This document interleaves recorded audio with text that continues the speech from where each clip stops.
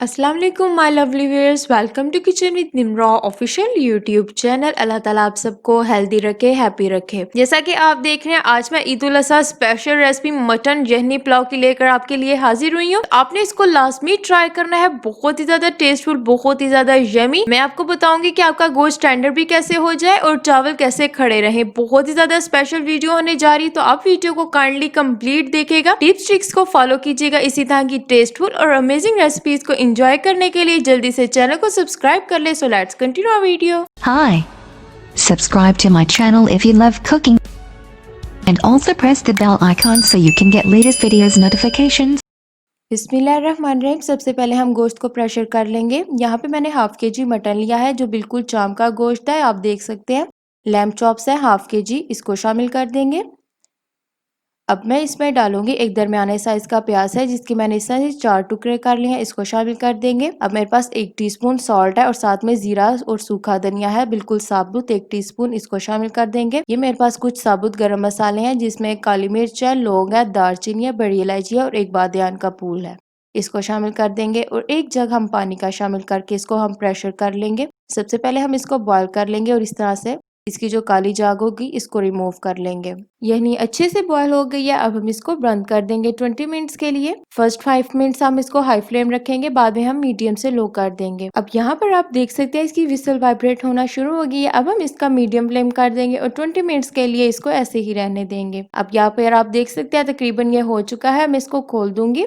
20 minutes हो गए हैं इसको और आप देख सकते हैं पानी हमारा तकरीबन 1.5 लीटर रह गया है। और मीट आपको मैं चेक करवाती हूँ। अल्हम्दुलिल्लाह आप देख सकते हैं मटन भी कितना अच्छे से टेंडर हो गया है।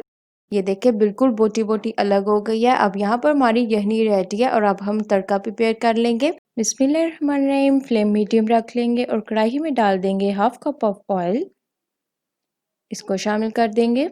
आंच को आपने ज़्यादा तेज़ नहीं रखना। अब मैं इसमें डालूंगी एक तेज़ पत्ता, आप देख सकते हैं, इसको शामिल कर लेंगे और इसको 1 मिनट के लिए कड़कड़ा सा कर लेंगे।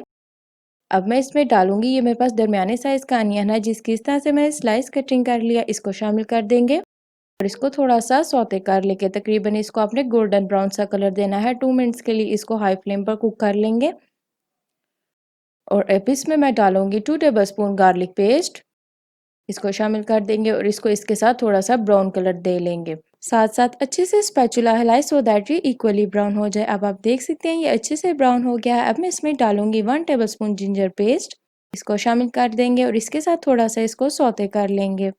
अब मैं इसमें डालूंगी 1 कप ऑफ वाटर, इस तरह से इसको शामिल कर देंगे, इसको थोड़ा सा हिला लेंगे। और ये मेरे पास है टोमेटो एक दरमियाने साइज़ का जिसकी मैंने स्किन को पील ऑफ कर लिया है, फ्रोज़न टोमेटो है, इसको चॉप करके इसमें शामिल कर दें।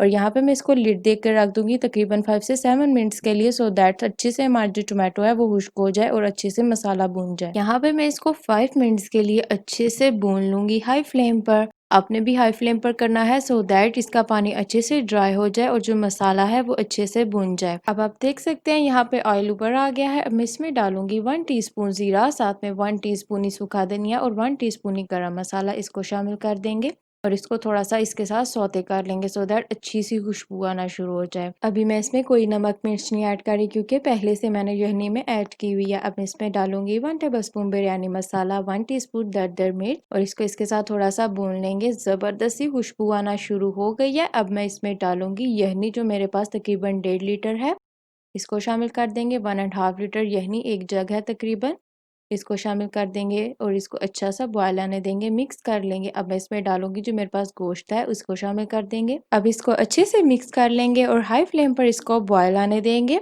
आप देख सकते हैं बॉयल अच्छे से आ चुका है। अब ये मैं इसमें चावल डालूंगी, तकरीबन आधा किलो चावल है बासमती राइस जिसको मैं तकरीबन 2 घंटे से भिगो दिया हुआ था, इसको शामिल कर देंगे इसमें। आप तकरीबन इसको 4 कप भी कह सकते हो। अब हम इसको हाई फ्लेम पर छोड़ देंगे तकरीबन 5 से 7 मिनट्स के लिए अनटिल जो चावल है वो पानी में से नजर ना आने शुरू हो जाए।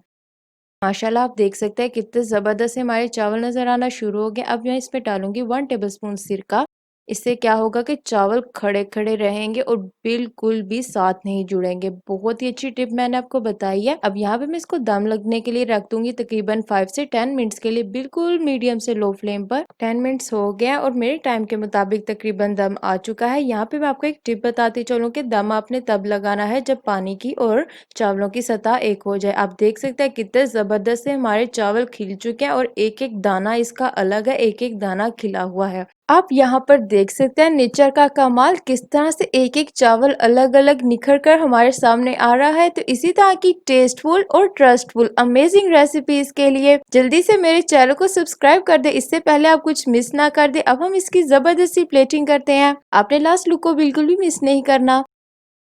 So my lovely viewers, you can see है कितना जबरदस्त यम्मी डिलीशियस और टेस्टफुल हमारा यखनी पुलाव रेडी है। तो आप इसको जरूर ट्राई कीजिएगा। ईद उल अजहा की स्पेशल सौगात है ये, तो आपने इसको जरूर बनाना है। मुझे दुआ में याद रखना है। मिलते हैं इस उम्मीद के साथ कि आप रखेंगे अपना बहुत सारा ख्याल और इस वादे के साथ कि आपने मेरे चैनल को जरूर सब्सक्राइब कर दिया होगा। मिलते हैं ऐसी ही अमेजिंग वीडियो के साथ, तब तक के लिए खुदा हाफिज।